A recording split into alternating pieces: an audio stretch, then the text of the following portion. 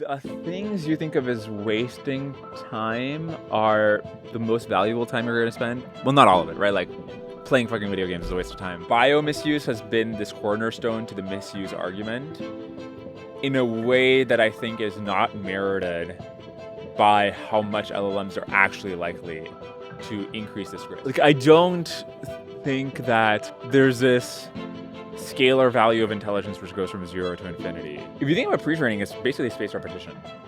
Like, the next token is blank and you have to like fill in the blank. Dwarkesh, thank you so much for inviting us to your podcast. It's an honor to be here and you're happy to answer any questions. Great. All right, my name is Jagat Prasher and my name is Janak. Thank you so much for joining us today. We are very pleased to be joined by Dwarkesh Patel today. Dwarkesh is a writer, podcaster, and thinker known for his deeply researched conversations with influential leaders on topics ranging from AGI to history to philosophy. Thank you for joining us today. Can I steal that for my website? Sure, of course. I'll be $1 million. Okay. How are you doing today? Pretty good. Busy day, but yeah. How about you guys? Doing good. Yeah, it's been a good day. Yeah, nice. Yeah.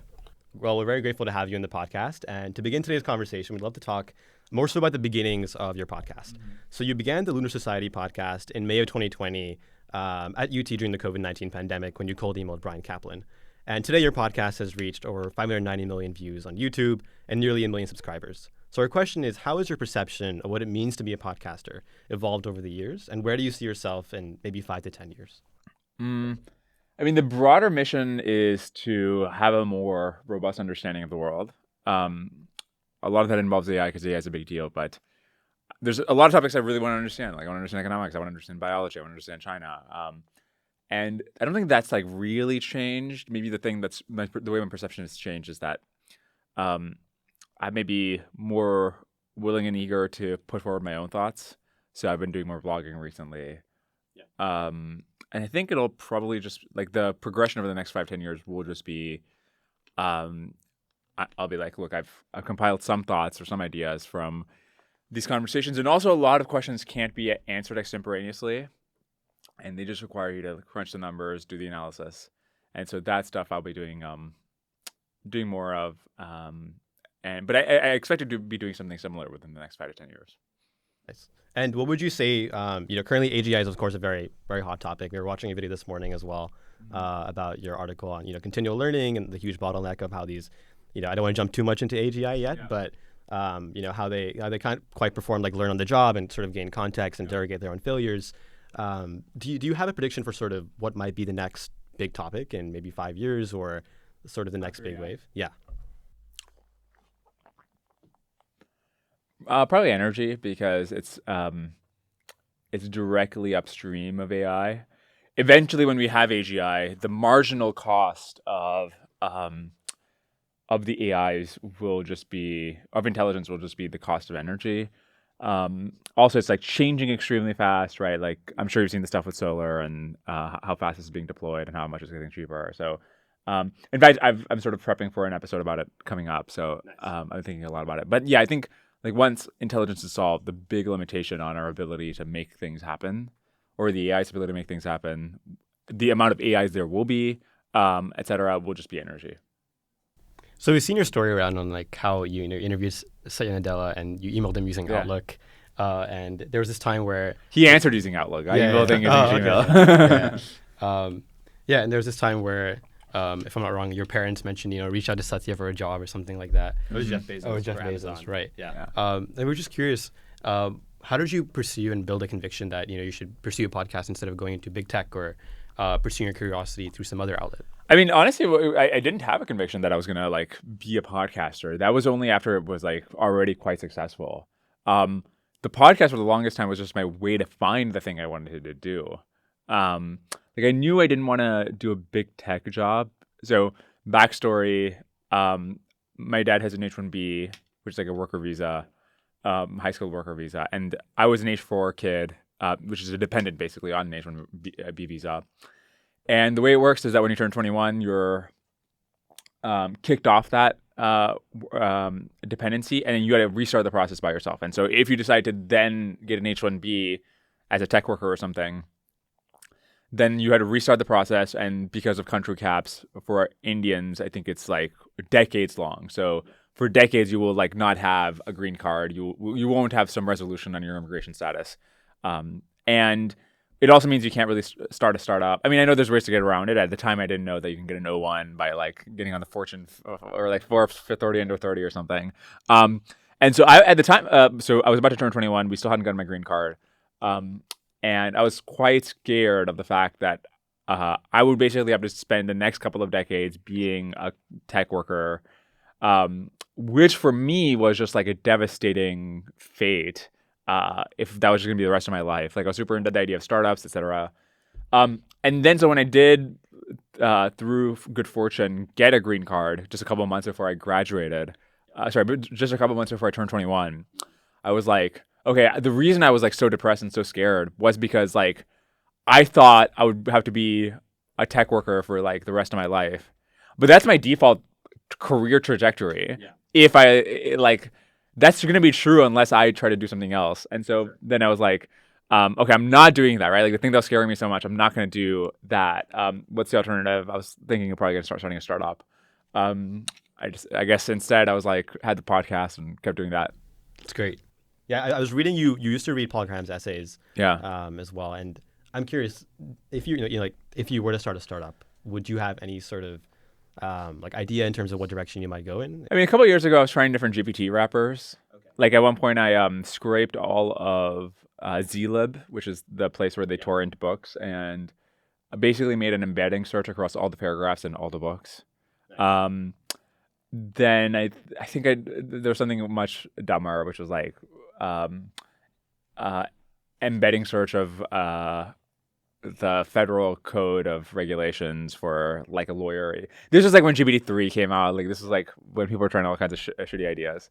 But I think I probably would have done something slightly less dumb, but probably kind of dumb in terms of having some sort of a GPT wrapper. So our next question, we want to move on to the field of learning. We're really inspired by how you've adopted like different learning techniques to prepare for your interviews and research really deeply about them. And you're well known for your philosophy of using spaced repetition. And one question I had for you is, given the fact that spaced repetition oftentimes involves, recall of information over time. Yeah. How do you go about maintaining a balance of creativity? And the reason I ask this is, from my understanding, I would think that you're reinforcing the same neurons when you're only focusing on capturing the same information, whereas creativity is often inspired by connecting, domains that typically aren't connected. So neurons that, or like lose weak connections that, are not oftentimes reinforced. And yeah, how do you go about maintaining that balance? These are great questions. Thank you. So I think that's a really interesting question. I found it to be the opposite. So a common problem you run into, or at least I run into, is whenever you're trying to learn something, you feel like you're climbing a hill, and then next day you just like slide down it and you try to climb a different hill, and it just feels like sort of this Sisyphean task. So with spaced repetition, not only do you feel like you're consolidating territory as you're proceeding, I think it really helps me connect different ideas in the following sense. So as you're learning more about a topic, you learn about topic X, and now you're learning more about topic Y. But as you're learning about topic Y, you see the card for topic X from the week before, and you remember how this concept now becomes salient to you again as you're trying to learn about this new topic. Often I'll like not understand a card while I'm writing it down, but I'm just like, this is like what the text was talking about. I guess I should note something down. And then I just get way more context about it as I learn about an adjacent topic. I feel like I have an example that I'm like, there was a time when I was learning about, when I initially was like how do transformers work, etc. I remember I would just write down cards about like, sorry, I don't have a specific example off the top of my head, but they were just like, you remember this technical topic about like the linearities and these matrix multiplies, and then you remember that when you're learning about this other like research technique with like linear probes, and like, oh, I see why linear probes work now because of this card I wrote down, which I actually didn't understand the card at the time, but now not only do I understand his new technique better, I actually understand how the transformer works better because I'm now revisiting this concept with this new understanding. Yeah, I have a couple questions now. Yeah. So you've kind of suggested this idea of like combining, features from one field with another field. Yeah. and I would like, you know, make features in the machine learning world analogous to, let's say, a flashcard that you pull up, you know, Yeah. like a month later. I'm curious if you think like AI can be used in a sense where like you get embeddings literally for a whole domain and you kind of intersect those embeddings with another whole domain, and in some way like find a way to learn creative ideas that were not, you know, seen before. And this is partly inspired by, you know, your podcast with Ilya, where he was talking about extrapolating that next token, which is not, you know, not necessarily like, yes, it's trained on regular real data, but it's something that's somewhat unseen. I'm not sure I understood the question. So in the context of using it for the AIs themselves, or some analogous procedure for humans? Yeah. So mainly in the sense that, do you think that, I guess to rephrase it, are current AI systems, you know, good enough to be creative, or is there more that can be done? I definitely think that it's a mysterious question of like why they haven't come up with a new discovery or some sort of like novel concept, despite having outputted probably like billions, if not trillions, of tokens of text already. I feel like I'm not addressing the specific question you might have been meaning to ask. I mean, yeah. Sure. So like I was essentially trying to draw an analogy between, Yeah. you know, combining, let's say, some form of algorithmic thinking in like the field of computer science to, let's say, environmental science or chemistry. And I was wondering if you think AI has the potential in like the main gold standard in which we can capture information is through embeddings nowadays, right? Yeah. So if you would literally like get all the embeddings from a domain, I don't know, like go through every single paper, every field, every podcast discussion, and combine those embeddings in some way or form with embeddings from a whole different field, and maybe have those embeddings learn together, or like even form like new embeddings or something like that.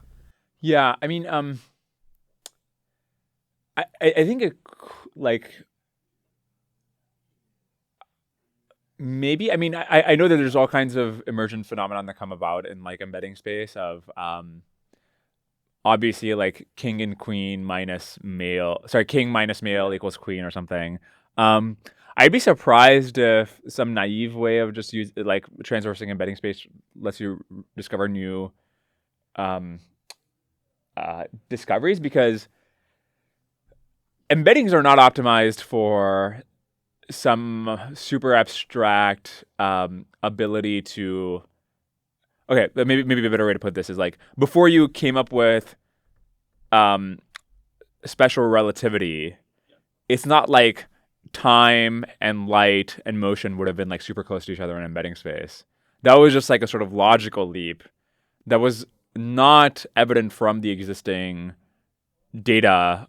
If you had just trained on all the text before 1905, there wouldn't be some embedding space for special relativity. So I think there's a more like logical space in which those new discoveries come about, which is not just based on cosine similarity. Mm-hmm.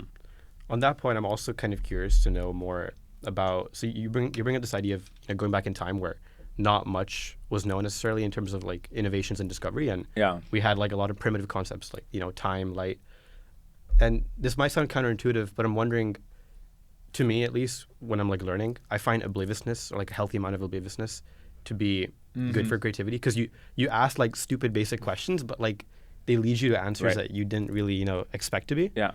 I was wondering like how you go about, you know, having that fair balance when you like, you know, deeply research for interviews and like allowing room for creativity when you're interviewing your guests.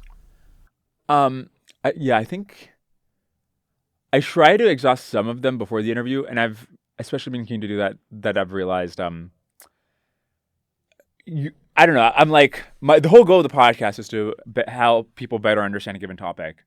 And to the extent that I'll come away after having done research, like I couldn't answer a very basic question, but like, wait, how exactly does, you know, this like very fundamental thing in this field work? And maybe it's embarrassing to ask the person I'm interviewing that, but in another sense, if I don't know the answer to that, it's even more embarrassing to do a whole interview about it and like not at the end like not have awareness of that. So also, even if it doesn't lead to a new discovery, this is a more fundamental thing of, I think learning is tremendously ineffective, and people would be surprised how often they walk away from reading a book or a blog post or paper and would not be able to answer the first question somebody would think to ask you about it. I've certainly been surprised when I'm like, there's a shelf of books behind you and you could ask me like the most basic question about one of them, and I would like, maybe I would potentially flub. So yeah, that I mean, I think it's like very valuable. And if you can't, you'd be surprised how often it's easy to miss those things. Yeah. Right. Yeah. I think to the point of, as you were mentioning, asking these sort of naive questions. I'm curious what you think in terms of these LLMs are getting smarter with like, solving like IMO problems or even like high level code problems. Do you think the direction of sort of optimizing for complexity in a way will sort of obscure these models from being able to ask naive questions, which often do lead to very prominent discoveries? I don't know if it'll. It's not clear to me. There's a reason to suspect them to get worse at that. I know there was a paper a couple months back that RLVR produces the same impact as you can get the same answer by using RLVR as you would get by just sampling more, which suggests that RLVR just is like the blinders on a horse. It reduces the scope of reduces the which branches down the tree you'll go down, but doesn't open up the tree. That being said, I think that could have just been because of RL is not that mature yet, and maybe we do know from AlphaGo and things like that RL can unlock new. You can learn new things from RL. It's not just about reducing the sampling space. So I don't know if it'll contradict as yet. I don't know if it'll make it harder to come up with creative ideas, but it's not clear to me that it will generalize outside of domains like math. Yeah. To the point of sort of, you used LLMs for your own preparation of podcasts, and you mentioned that I think the rating was like 5 out of 10 roughly in terms of, which is like not, a bad thing, of course. I'm curious as to what you think, like you've mentioned sort of key limitations in these models not being very, akin to like a worker on the job. Yeah. So I'm curious, like with these key limitations, what do you sort of envision as the ideal solution to, even if there is a solution that's applicable? I mean, the reason I have sort of slightly longer timelines than many people is because it's not clear to me. I don't know what the solution looks like. I just know what the problem looks like, which is that they can't learn on the job. And the context window is, in-context learning is a solution for a certain time horizon, but it doesn't seem like it would work for years on end. So I honestly, because I don't have, what if you just did embeddings this way, or what if you just did SFT over the previous interactions, etc. Because I don't know none of those seem super plausible to me. I am like 2032, 2035. With us being able to use these LLMs to learn, how does this sort of contrast? Like if we go back, let me go for it, the question. I do this all the time.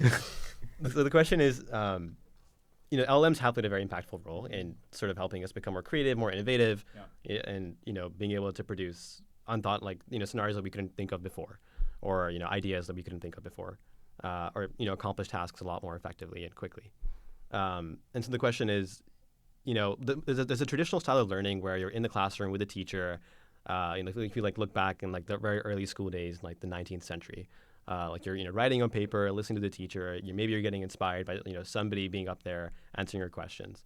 And with today's age of being so able to easily access these LLMs and prompt questions, do you think that this sort of new domain of learning or reliability will significantly alter the cognitive layer of humans? To a point that we solely rely on these LLMs to learn, and if at that point we could even classify this as learning. Yeah, so as in will it make it harder for us to learn, or will we learn less than we're thinking, or? I think fundamentally alter the way or the definition of learning. Yeah, I mean that definitely will do. But everything has Wikipedia altered the way we learn. Right. Screens. Books, whatever. So then the question maybe is it going to be a deleterious or beneficial impact on our learning abilities? Sure. Yeah. I feel like I've gotten better at learning because of LLMs, but I also notice that it's much more effortful when I'm doing it well. And I do think they've been a productivity handicap when I'm being lazy. It just, why does one-on-one tutoring work so well? Because there's another mind which is forcing you to engage very deliberately with the problem. Whereas when you're just reading something, you can, lose track of time, and you're a page later and you're like, I don't remember anything I read for the whatever last. If you're being very effortful, you can just spend a lot of time not moving on until you're like, I'm trying to think of a recent example. Every day, basically, I just have these like long sessions with the LLMs where I want to understand topic X. Give me a second. I could probably just think of an example off the top of my head. Okay, for example, yesterday, is it worth going into the detail on this? There's a sort of gnarly example I'm thinking of, but basically it involved me asking an LLM a bunch of times back and forth, like, okay, somebody described at dinner this experiment, which maybe suggests that aging happens in the epigenome, or like we can reverse it. Does it really show that? And the LLM gives its take, and I'm like, oh, but doesn't that contradict this? Fuck, this is so not helpful to do in like with a specific example. Basically, you just got to be really effortful. And like it's very hard to do that for the whole day. You can only do it for a couple hours a day. And so, but then if you're not willing to do that, I think they might be a productivity handicap. So we've talked about using LLMs for learning and as a sense of like resourcefulness, but I think sometimes when I use LLMs, I oftentimes will brainstorm, but I feel like there's not much of an incentive to like think on my own when I can like just go and type up something and start getting like probably much more productivity than I would in an hour. And I'm curious to know, like, do you think this would backfire on us? Like let's say evolutionarily speaking, the cognitive layer of humans begins to focus more on relying on this, to an extent, this knowledge base that's just a transformer that's taking in like static amount of data that's could be growing over time, but it's still like one source. But we're not essentially like as humans kind of generating our own novel ideas. I think there's an interesting problem, which is that there might be a trough of productivity that you need to go through in order to make yourself capable in the future, which LLMs might make it tougher to do. I also think it's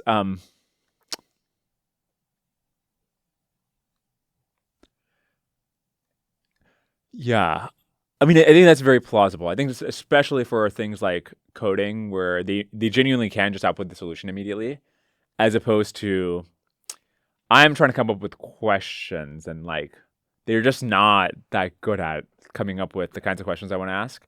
So it doesn't really make me specifically lazy in that way. But if it was outputting like decent questions, but not amazing questions, I think it's plausible that their first pass would make me less productive as a researcher, or I'm like, I can just come up with those questions, I can ask them, but I haven't really taken away anything from the interview or from the preparation.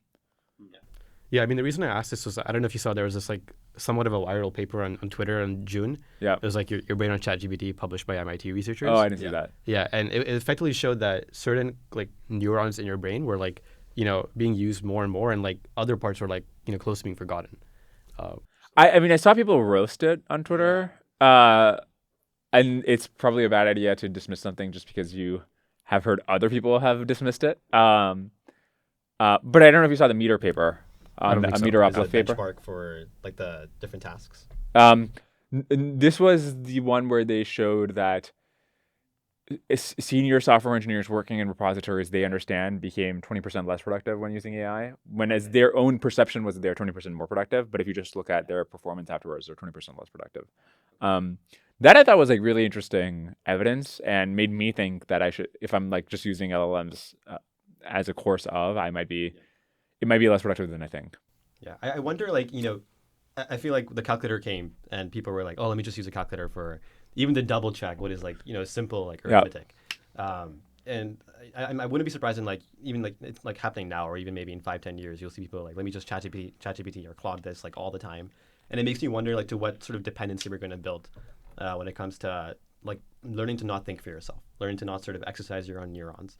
And there's also the counter argument that, we can use these models to help us think more critically, or sort of take care of these trivial, mundane tasks and focus more on complex tasks. And so I'm curious to see sort of where this trade-off will come in terms of us being able to sort of still activate our own, cognitive skills and not lose that cognitive like capability of complex thinking or novel thinking, or using our own life experiences to think of unique situations or scenarios, versus using LLMs to, sort of let us think for ourselves.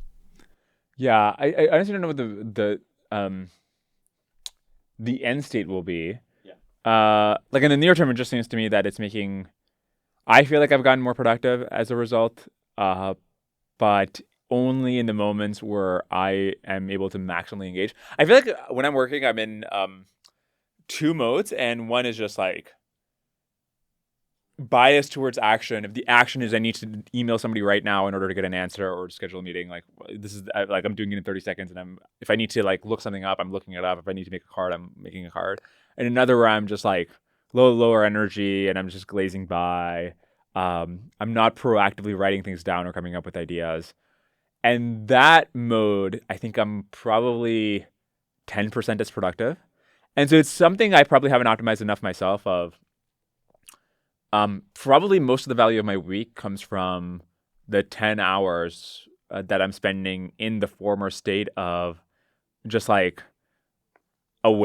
super awake, just like super, maybe it's closer to 20 hours or something. And then the rest are kind of marginal productivity or business operation, etc. Right.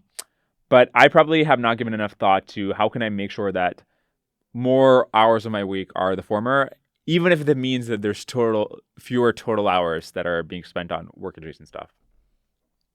I don't know if you guys feel that way about your work.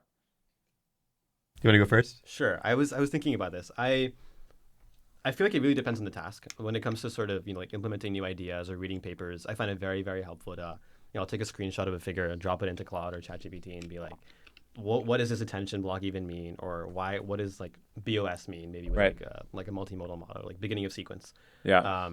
And I think it's helpful to digest concepts when they're often presented very complex in like a very complex fashion. I feel like in research, at least, when you're in maybe like the AI domain or like you're a biologist or chemist, it can be sort of hard to translate from like biology to CS or like as opposed to CS to biology. And so in that way, I find it quite helpful to like digest complex topics.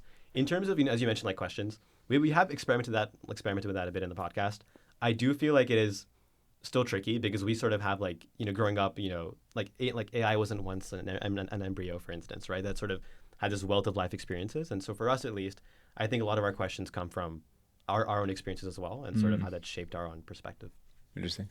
Yeah, I think for me, the way I view learning is not necessarily like, I mean, to an extent, yes, I view it through like a reward and like if I were to like inspire from a machine learning background, I could see how, RL and like how neural networks work through like backpropagation are somewhat in a sense like the way I think too. But for me, I found AI to be most productive when I take something I completely don't understand and just like literally download a paper and just throw it into like deep research and ask it to just like highlight and explain things like I'm a 10-year-old to me. I literally type, imagine I'm 10 years old. Yeah, and I think from there, it's like a recursive graph that just keeps on branching out. Yes, 100%. Until I like hit like the actual like root core of like the concept. Yeah. And then from there, like it's this top-down approach where I'm able to like find that concept as you mentioned earlier, and then like take that very basic concept and connect it to another field. Like an example I can give is in electrical engineering, a lot of people use elements like transistors and stuff, which can generate heat. And that's also used in a lot of like proteomics and like biological applications too. I think we were visiting a cryo-M lab recently at Stanford, and there were some people using like pretty like fundamental EE concepts for biology. Yeah. I think so. There's two parts of that. One was like explain it to me much more simply than the paper, which already is quite valuable. I had this tweet that was like, LLMs are 5 out of 10 writers. So the fact that you can just reliably improve upon the explanations in most papers by asking an LLM to summarize them is sort of a devastating critique, given that they're mediocre writers already. So there's that, which is already quite helpful. The other is this thing you could already do without LLMs, but LLMs maybe make it easier, which is you don't like move on from a paragraph. If it's worth reading, it's like worth understanding. And to understand means like, and this is why spaced repetition is also helpful, because it's not just the cards that you read later on. It's like forcing you to go paragraph by paragraph. Like, what is the thing I need to understand here?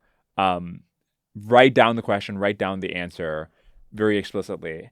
And then obviously LLMs make it easier then to, sometimes it's just grunt work of like tracing down what is the answer to that question, which you could look up online or something. And it's much easier to just be able to talk to an LLM. So while I guess the flavor of things we've been saying has been that, is this fucking up our ability to learn or whatever. I think on net it's been a huge improvement. But there are these failure modes that are really easy to get into. But yeah, I mean, the broader like way in which like you can improve your learning is about just really slowing down, being very deliberate, assuming you are both dumber than you realize you are. You're going to forget more than you realize you're going to forget. You're probably not even comprehending as much from the thing you are literally reading right now than you think you are. Um, and just like, it's going to take a long time to learn even something very basic. You got to either accept that cost or just realize that you're entertaining yourself reading, just skimming through shit. No, I'll just quickly say I 100% agree with that perspective. I think I was somewhat naive in high school where I felt like you could just like read something and like it'll be like in your head. Yeah. And I think that's partly due to the education system, given that there's not much of a focus on concepts like spaced repetition, and it's like fill in the blank notes or even things like just memorizing like paragraphs. And yeah, I mean, first quarter of college, I realized that I had to truly sit down and like absorb everything like from the ground up. And we've been talking about like how we could improve our own learning as humans, but I'm curious. You brought up this concept of this child playing a saxophone, and you give them instructions, and first child fails, and those instructions are used by the second child, and how that would not be effective for LLMs to learn essentially. And I was wondering what type of data or learning techniques do you see might be more prevalent in the next 5 years or 10 years? If you think about pre-training, it's basically spaced repetition. Like the next token is blank and you have to like fill in the blank. And also even the way batching works, you're not like getting a consecutive sequence of information about a particular topic. The same way spaced repetition, you'll have a card about biology and then about AI. Though you're in a batch, you'll see some information about like space and then another information about the therapy or whatever. So yeah, I mean, basically we're doing spaced repetition so far. And now we're doing practice problems, like end of textbook practice problem kind of stuff with RL. And then there's like, okay, once you finish college, you're still learning, but you're learning on the job in this more subtle way, which is not about getting something right or wrong, but about like using yourself as an evaluator and consolidating context and information, and improvements and efficiencies as you proceed. And I don't know what like the ML equivalent of that paradigm is, but yeah.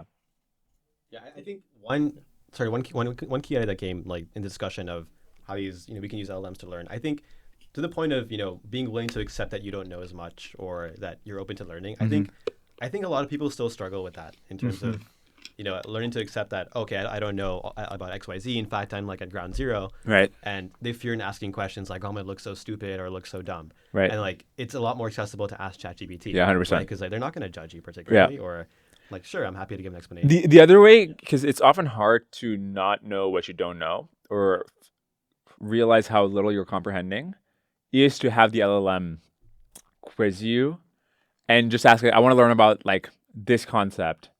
Teach it to me in a Socratic way. Do not move on until you're satisfied that I've understood this concept. And yeah, like that's it's just like you. Not only will you,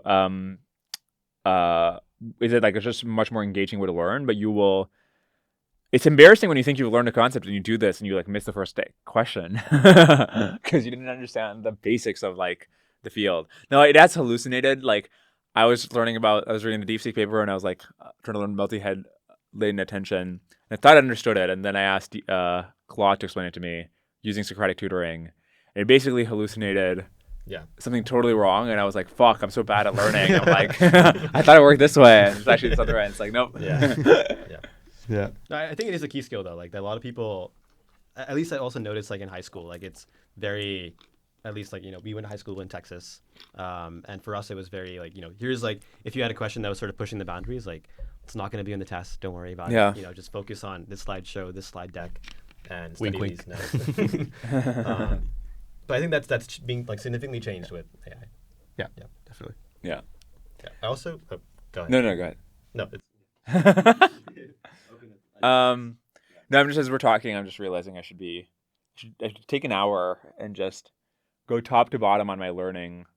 Like I just write a doc about what do I think I'm doing well in terms of learning, what am I doing poorly, what can I improve, because this is my bread and butter, and there's probably lots of rooms for improvement.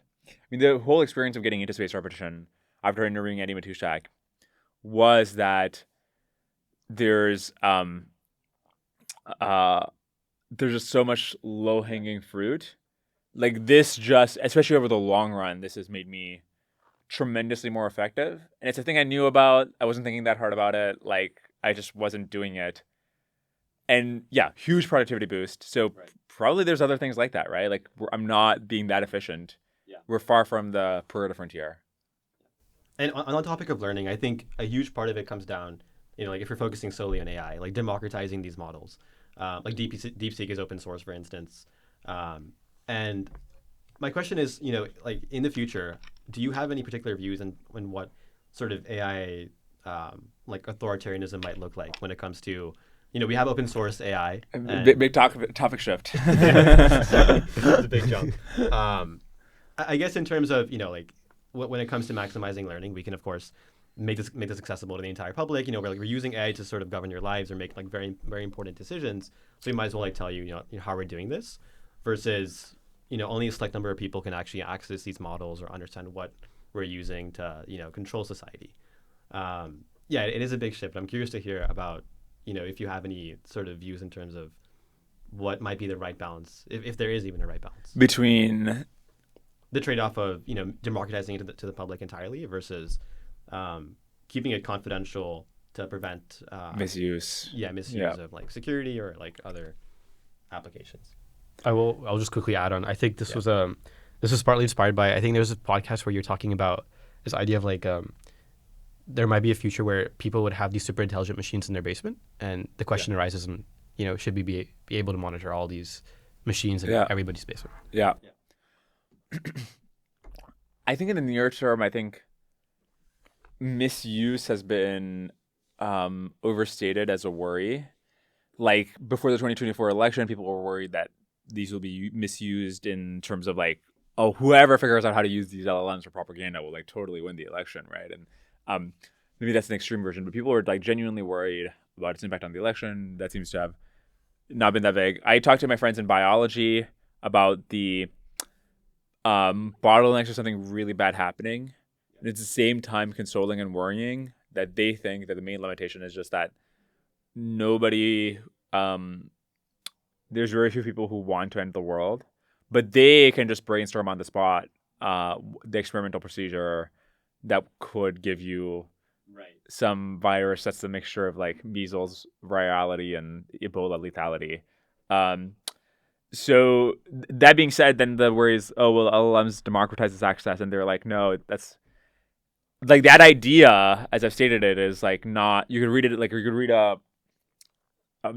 some book about not even virology, just like a very basic science book. And I don't know, it's like not a complicated idea, but the experimental procedure or whatever, it's not clear how LLMs are differentially more helpful than just having textbooks or whatever in the field. Where was I going with this? Okay, anyways, sorry. The point I was making is that bio misuse has been this cornerstone to the misuse argument in a way that I think is not merited by how much LLMs are actually likely to increase this risk. I think it's a scary possibility in general, but I don't think LLMs are making it especially worse or are likely to anytime soon.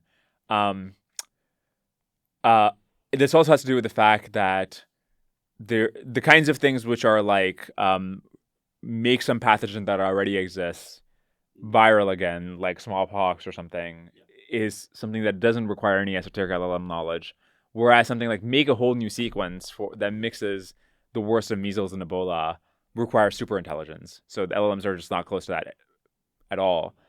And this, in neither end of the spectrum are the kinds of things we're likely to learn from LLMs soon especially worrying compared to the counterfactual.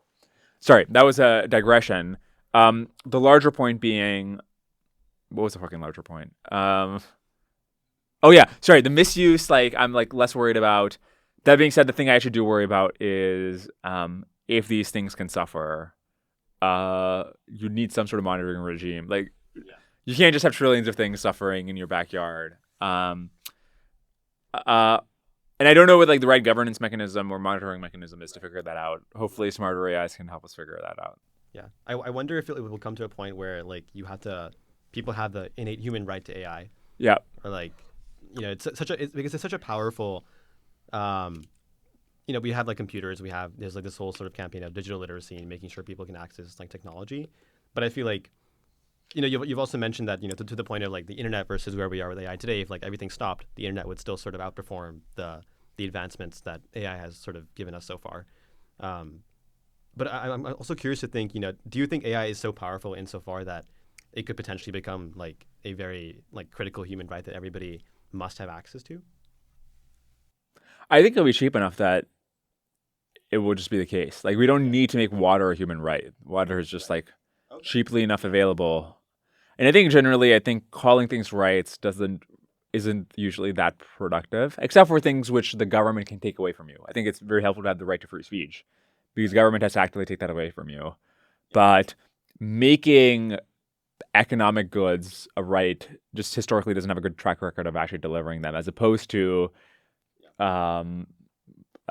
normal market forces making them super cheap. I'm afraid I have to take another big shift. But Yeah. when you mentioned about like AI models becoming like, cheap, and that's something we're seeing for sure, is that they're much more accessible and cheaper nowadays. But I think one thing we're all overlooking is that, yes, we can like scale, AI factories and all these things in the future, but climate change is not like, going backwards. And I was curious to hear your thoughts. Do you think there would just be a time where the urgency of climate change would be more important than even technological advancements? And at that point, like AI would just, to an extent, not be Able to solve the problem? not able to solve the problem, but also just not even be on top of people's minds anymore.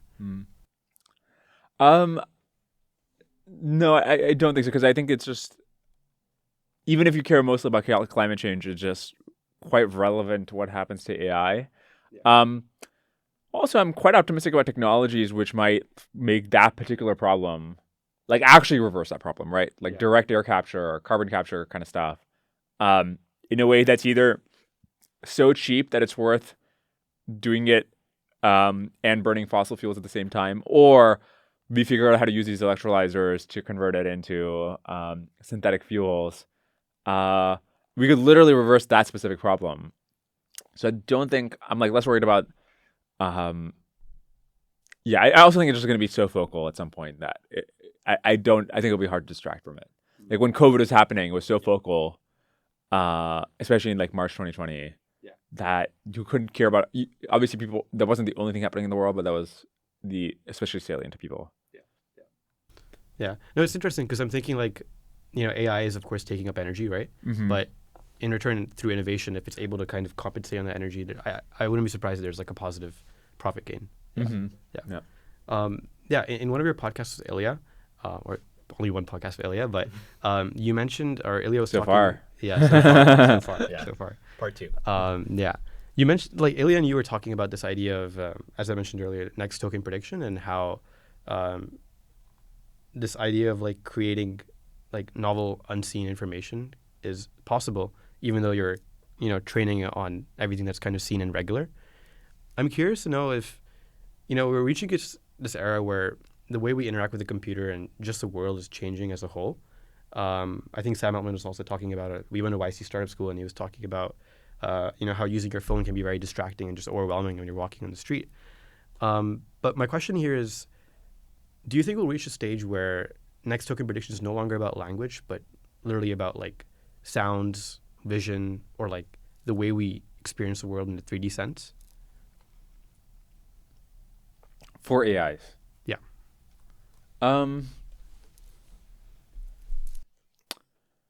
I don't honestly know how training on multimodal tokens happens. So I assume it's still some version of like minimizing log likelihood, right? So it's like in some sense it's next token prediction, right? You guys would know more than me, but it seems like this works really well for building a world model. Then there's a question of like, does it get us to AGI? Maybe is that what you mean? Like, as in like, okay, we know the next token prediction can get you a really robust world model. Can you get you to the other constituent elements of intelligence? Yeah. So I think that and wrongly or rightly, much of like AI, of course, has been focused on language because it's easy to tokenize, easy to embed, right? Well, I say easy, not very lightly, given the fact that like a lot of data is messy. But I was wondering, like, I feel like we may have overlooked other data modalities, like sensory experiences, that could also be like captured by models. Like what I mean by that is like even being able to, let's say you like experience a real life event, and in some way or form, an AI has captured it, and you're able to relive that event, feeling for feeling, sound for sound, and like through every like wavelength as well. Yeah. What about it? Well, do you think that's possible, or do you think we would still continue along the lines of language?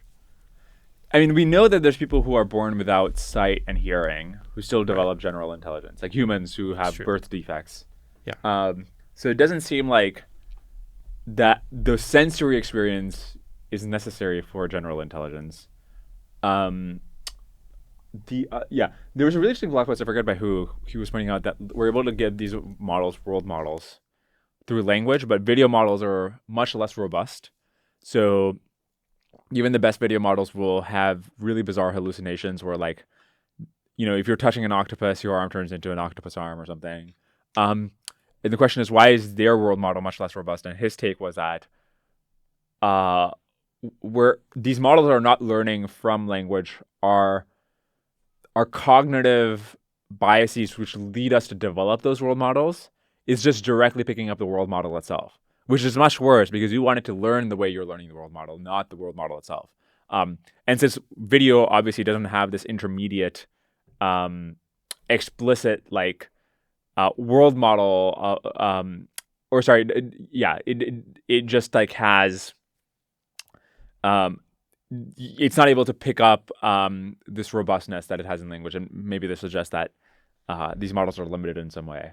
But that being said, I don't think like it's about the lack of embodiedness which is preventing AGI. I think it doesn't seem to me you need robotics or some other kind of sensory experience. There's humans who don't have those things or like develop fully general intelligences. Yeah. This is kind of a crazy thought, but I've been thinking like when it comes to like for instance like multimodal like vision language models, like these are often or like vision language action models are used like to help with self-driving cars and sort of like the LiDAR sensor is getting a bunch of data, you're interpreting like traffic lights, obstacles, pedestrians, slow down, etc.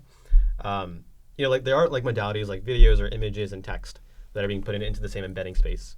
But it makes me sort of, this might be a crazy idea as well, but to like what degree we can actually capture like all senses in some way, shape, or form. Like to me, still like is very astonishing how like the camera can capture the real world, and it makes me wonder if physics will like unlock a new sort of dimension where we can translate smell, for instance.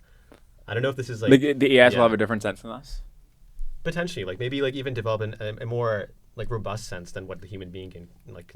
It's already true in language, so the Mechantor people found that Claude has multiple features for the base 64, which is like understanding that something is base 64. And why is that? Well, it just sees so much base 64 text that this is just an especially salient feature of the world for it than it is for us.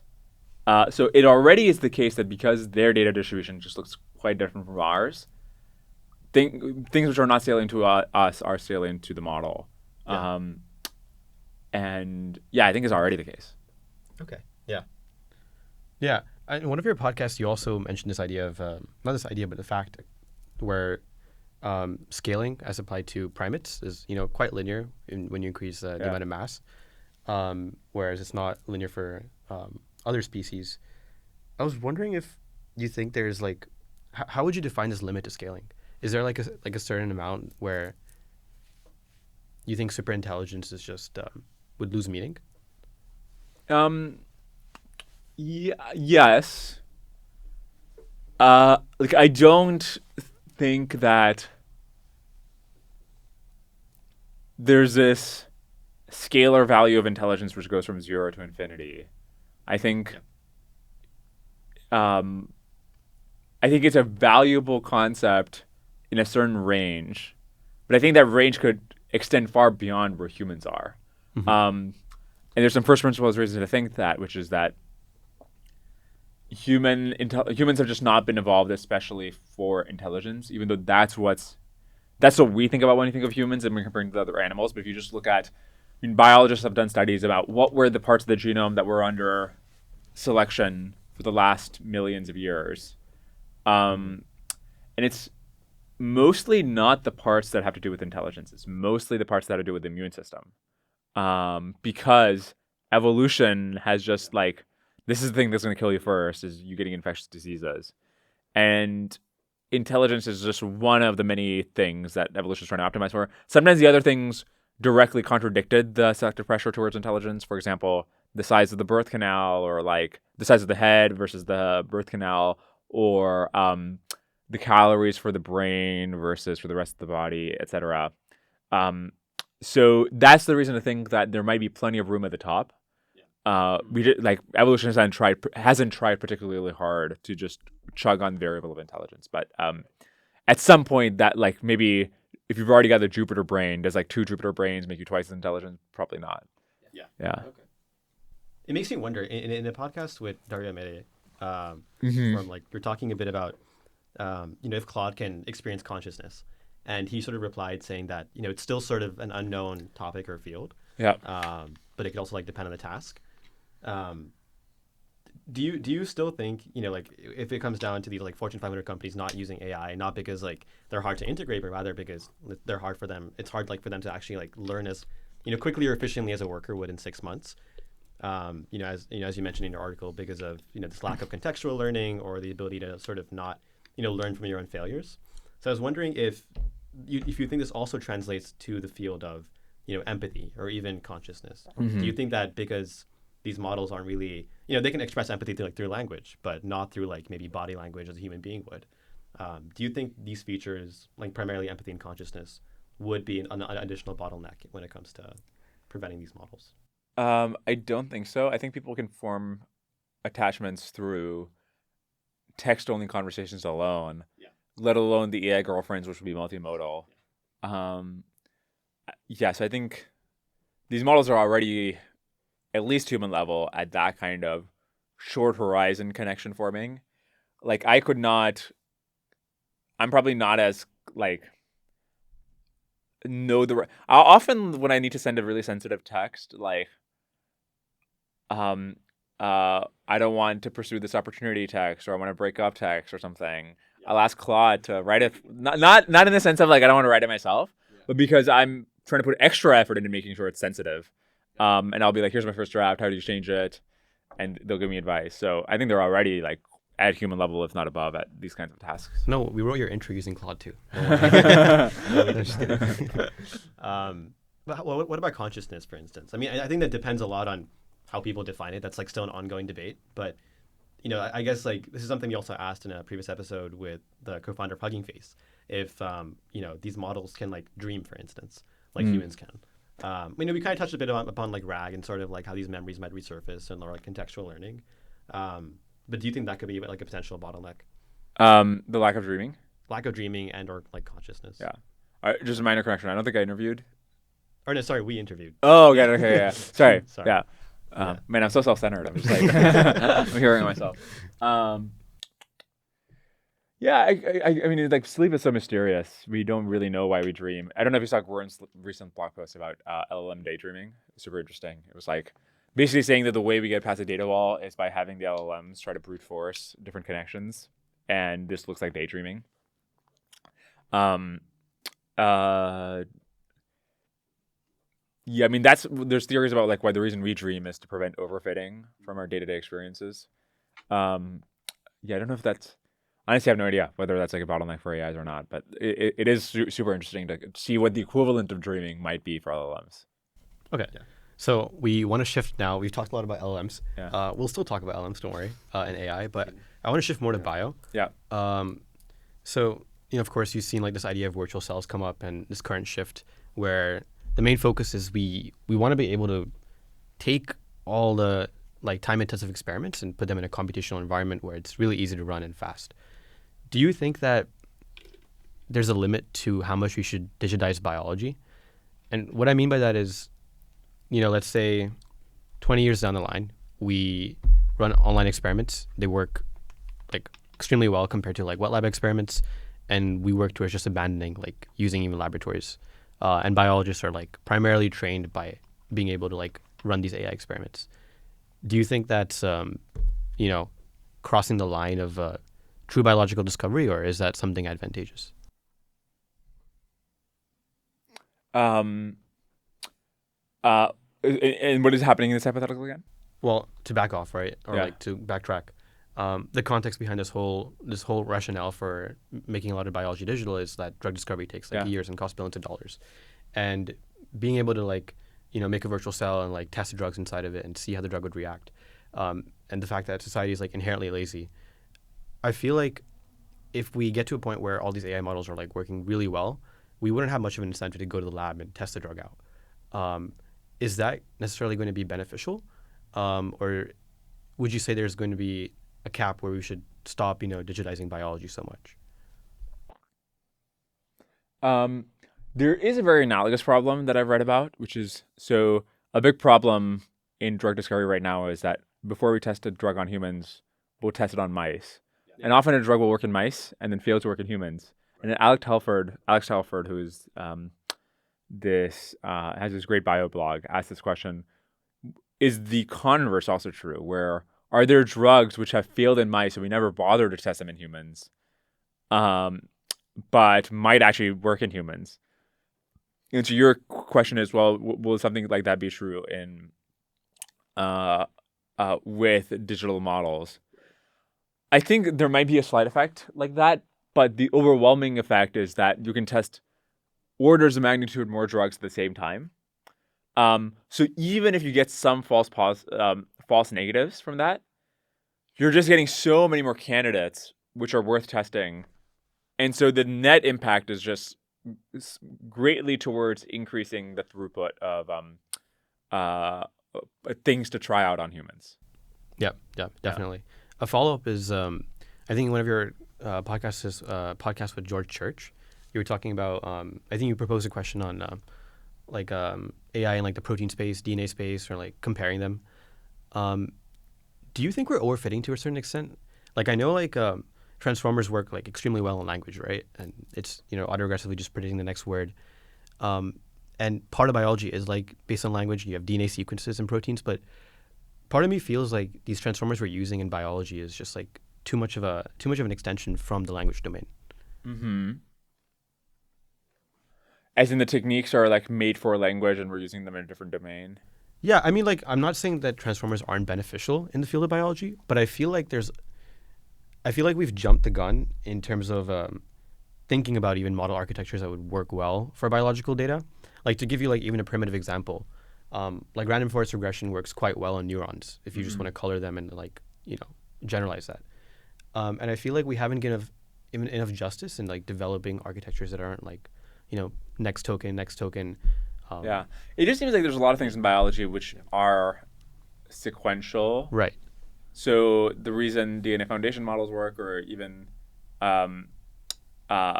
is that like DNA is very sequential and like it's useful to be able to attend to things in another chromosome, Right. etc. The way attention can.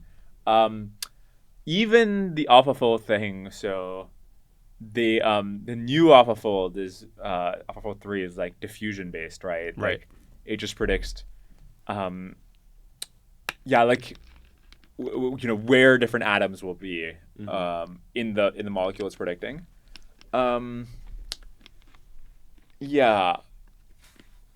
As compared to, let's say, like a more standard technique like random forest. Basically, like, is there a first principles reason to think that the stuff we're using for language and images today just happen to be the right thing for biology as well? It's an interesting question. Right. How do you counter the fact that, or like people's perspective that DNA in of itself is like language of life? So if you think about it like intuitively, like I feel that a lot of biological matter does provide a rationale for using machine learning techniques. So like if you look at a protein sequence, you would have these distant sequences, but when proteins fold, they're like quite adjacent to each other, and that's the way you could like attend those sequences to each other. But I think that part of biology still warrants more rigorous thinking than just saying that, oh, we could apply transformers to this place, generate this new information or this new token, and like oh, we have this black box where we just get all these features from biology, and that's like the the gold standard representation learning of like something that's so inherently complex. Yeah, I mean, the one idea I've heard from biologists is that we have the central dogma, DNA to RNA to proteins, and they point out that really that's not how evolution has thought about the artifacts of life. Like it just tries to find some mechanism to do something. It doesn't care where it ends up in this what we think of as this linear chain. So obviously there's transcription factors or proteins which are changing the expression of DNA, right? And they worry that by training models to predict uh, like what impact certain DNA sequences will have, and not understanding the sort of recurrence, we're missing a lot of the actual mechanisms in biology. The thing that language benefits from is that everything can be put into the same, like whether it's language about asteroids or about glasses or whatever. It's like it's all language. It doesn't matter if it's literature or science or whatever. And I guess there's not some general data modality which you can benefit from cross transfer. Like you're training a model on quote unquote biology, and you can just shove every single different kind of data into the same model. Biology doesn't have anything like that. So maybe it's not about the fact that we're like, I think it fundamentally probably just comes down to data rather than architectures. Like I think it's easy to test out different architectures, and it probably wouldn't be that different if you like did an LSTM versus a transformer or something. Like obviously it'd be like much worse loss, but you would be able to achieve similar kinds of outcomes. It wouldn't like greatly expand the sphere of things you could potentially do. Whereas if you just lack a certain kind of data, then you're kind of screwed. So yeah, I think it probably just has to do with the kind of data biology makes available to us. No, yeah, I wholeheartedly agree, and I think that like one of like my arguments that I still hold on to is the fact that a lot of like transformer based models they depend on these contextual priors, which is like justified, but I feel like in biology like you can't necessarily rely on like one or even two or like 10 priors. Right. Everything is just so interlinked that if you mess with one thing, it could like really screw down the whole chain. Yeah. So Yeah. You mentioned that China subsidizes supply and restricts demand, whereas the U.S. subsidizes demand and restricts supply. Sorry, that's a jump. There's a biology question to China. But I'm curious to what you think in terms of how this will play into the role of like, or the era of scaling AI. Do you think there's ever going to be like a world war of AI in the future? I was just talking to a China energy analyst this morning, and he was explaining to me that I'm sure you've seen the graphs where China is adding more power generation every couple of years than the U.S. has total. Wow. And he was explaining to me that this really changes the dynamic when you're building new data centers, because Tencent can just go to China State Grid and say, I want to build so many 100 megawatt data centers. Can you help make this happen? And China State Grid, because they don't have to procure or recommission existing nuclear power plants or something. They're like, we are literally going to add, terawatts of power this year. So like, adding something that meets your specific demands is something that's totally doable. They can accommodate this new demand in a much more flexible way than in the U.S., where Microsoft recommissioned 3 Mile Island nuclear power plant or something. But since we're not adding new capacity, at least outside of Texas, we don't have the same flexibility of like, there's a surge of energy and you can just like, both of those things can be built at the same time. At least that was his take. But yeah, I think if you think energy is upstream of intelligence, and you're adding, there's this country that's able to add much more energy, that's quite concerning. I mean, I'm hoping to learn more about this topic. I'm certainly not an expert or something. Yeah. I guess the way I'm envisioning it is sort of if one nation ends up being like having the engine power for AI, whereas somebody else has a key. Like for instance, Taiwan has like the largest semiconductor like factory, and compute is becoming more important than ever before with these models. So it makes me wonder if there will be a point where we can't continue to scale, and like we have to sort of or like inevitably tensions will arise in terms of a nation's competing interests with like the U.S. or a different nation when it comes to like, we want to keep on building AI models that are very powerful and that can incorporate like multiple modalities. But then of course, that produces a lot much more like economic growth as opposed to another nation that might not have that engine. Yeah, I think that's gonna be true, and I think in the long run, the mode is like your ability to run more AIs. Like the AI itself will get commoditized, and if it's not commoditized, it'll be like the difference between DeepSeek and O3 is is it the Kimi model or whatever? They're just like not humongous differences. I think the bigger difference will be how many AIs can you run in parallel, how big is your inference capacity, etc. Right.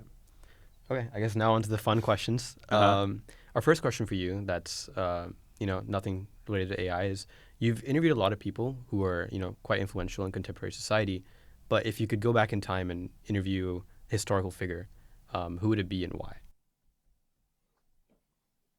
Churchill, I think. He has this essay called 50 Years, where he's like, I forgot when he wrote it, but he just through his career he just saw a lot of things coming. Was one of the first like sort of recreational aviators. Got in a crash, actually like a plane crash. He actually was a Lord of the Admiralty before World War I, and forced the Navy to switch to oil-based ships rather than coal-based ships, which was advantageous because they were more maneuverable and lighter. He just, I think he like kind of saw around corners and was also an entertaining personality. I'd be curious about his takes. Cool. What is one of your hidden talents that not many people know of? I'm really good at communicating directly and helping brainstorm like tweets or blog posts or whatever. Like I'm really good at seeing somebody's first draft and explaining to them why they fail to hook people, why they're, how to just say the thing you're trying to say. Nice. And I mean, I feel like that it sounds like a very easy skill, but I don't think it is quite easy to captivate that skill of getting to the point, or like not necessarily blunt, but like knowing exactly what you want to say. Mm-hmm. So as a quick follow-up, where do you think that comes from in terms of probably like practicing writing, and I mean especially having this feedback loop where I'm trying to promote my episodes. I'm trying to like write Twitter threads or whatever to explain what is most interesting in the episode, and realizing, well, when you're too generic, you just have this listicle of 5 potentially interesting topics. Nobody gives a crap. It's like, why is the idea that you're talking about China interesting, right? Like if you have a specific claim about China, that's interesting. And then also just realizing if you've got something interesting to say, like the main statement, and it's not about being deceptive or being clickbaity. It's like, you should just say the thing. And noticing that people can be so much more compelling when they're in person explaining an idea, because some part of their brain turns on, which is like, okay, a real person's listening to me. How would I talk to them about this topic? Rather than this, when they're writing a blog post, it's like, here's 4 paragraphs that are clearing my throat before I get to the thing. And our last question today for you is, it's a big question. We don't expect you to have like the full answer to it. Yeah. But in a philosophical sense, how do you come to view the meaning of life? I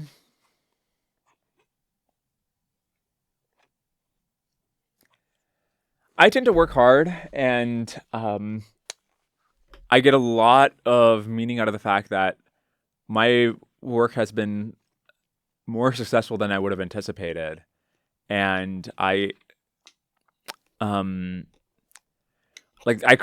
be doing this podcast and nobody's listening, and that would just would not be satisfying to me. I get satisfaction out of the fact that it's successful, that people I respect it. And I get satisfaction out of the fact that I have friendships and relationships with people who I think very highly of, not just in terms of their professional work or whatever. Mostly not about that. Mostly about the fact that I just think they are people who are really fun and really caring and have some light in them. And they seem to be able to tolerate my company. That gives me satisfaction. Yeah. That's great. As a very, very quick follow-up, you moved to America when you were 9. Yeah. And I think on the same note of sort of, identifying what you want and chasing it and being successful in that avenue, what would you tell 9-year-old Dwarkesh? Maybe like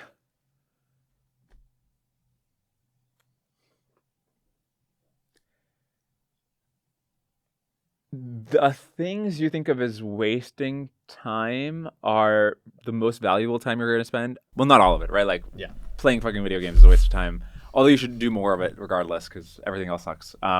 But like reading random books and like doing deep dives and topics you care about, random side projects, that's the most valuable time you're going to spend.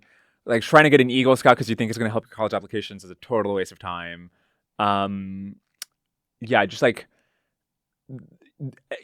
I mean, it's super generic advice, but something like that.